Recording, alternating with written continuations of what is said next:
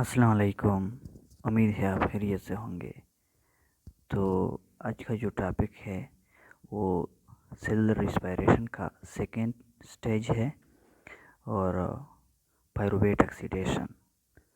Pyruvate oxidation की हम definition को जो करते हैं कि ये एक बायोकेमिकल प्रोसेस है जिसमें पायरुवेट की ऑक्सीडेशन होती है, जिसके नतीजे में एसिटाइल कोएंजाइम ए प्रोड्यूस होता है, 2 carbon molecule acetyl coenzyme A.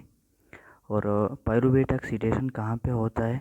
Pyruvate oxidation अगर यूकेरियोट्स में देखें तो ये माइटोकॉन्ड्रियल मैट्रिक्स में होता है, और अगर प्रोकैरियोट्स में देखें तो ये साइटोप्लाज्म में होता है। अब पायरुवेट ऑक्सीडेशन को हम एक्सप्लेन करते हैं कि पायरुवेट ऑक्सीडेशन में क्या क्या होता है और इसमें कौन कौन से स्टेजेस होते हैं। इनमें पायरुवेट ऑक्सीडेशन में 3 स्टेजेस होते हैं।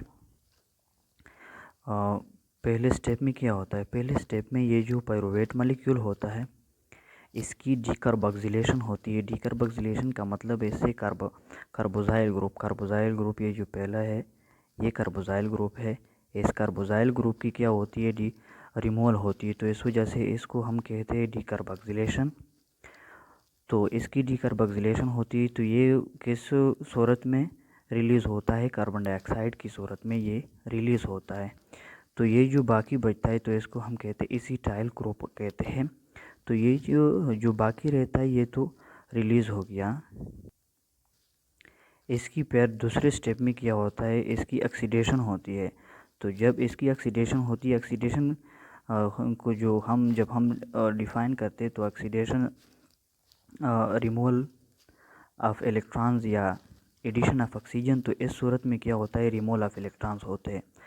तो ये जो होता है ये 2 कार्बन मॉलिक्यूल जो रह जाता है इसकी क्या हो जाती है? सेकंड स्टेप में ऑक्सीडेशन हो जाती है, तो ये इलेक्ट्रॉन रिलीज़ कर देता है। तो ये जो इलेक्ट्रॉन रिलीज़ कर देता है ये Na प्लस क्या कर देता है? गेन कर देता है, NADH बन जाता है।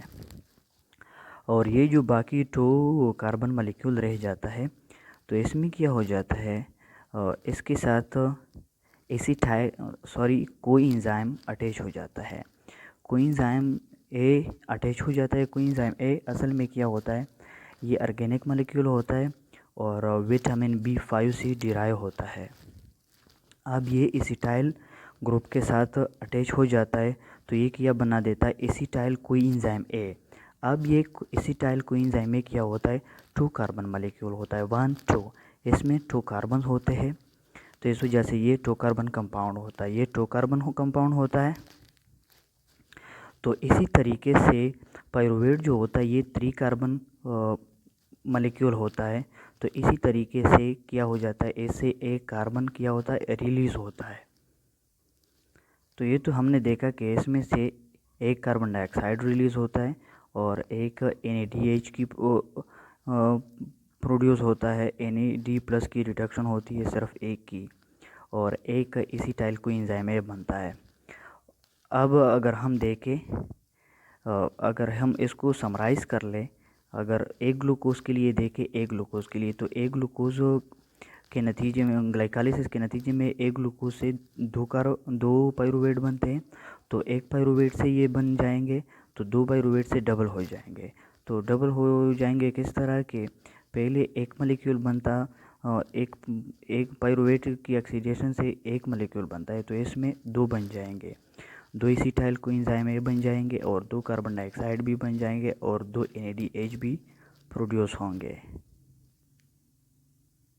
अब ये जो एसिटाइल कोएंजाइम है होता है जो ऑक्सीडेशन ऑफ पायरुवेट का एंड प्रोडक्ट होता है एसिटाइल कोएंजाइम ए, जो आगे रिएक्शंस को प्रोसेस करता है। तो ये क्या होता है? इसको कैरियर मॉलिक्यूल भी कहते हैं क्योंकि ये जो कार्बन होते हैं जिससे हमें आगे एनर्जी मिलती है, तो ये क्या कर देता है? इसको कैरी करता है आगे के रिएक्शन में, मतलब क्रेब्स साइकिल में। तो ये क्रेब्स साइकिल से पहले क्या होता है? ऑक्सीडेशन ऑफ पायरुवेट होता है माइटोकॉन्ड्रिया में के मैट्रिक्स में होता है। तो बाद में इसके बाद क्या होता है? एसिटाइल कोएंजाइम क्रेब्स साइकिल में जाता है। तो इंशाल्लाह नेक्स्ट वीडियो में हम क्रेब्स साइकिल को डिटेल के साथ पढ़ेंगे कि इसमें क्या होता है।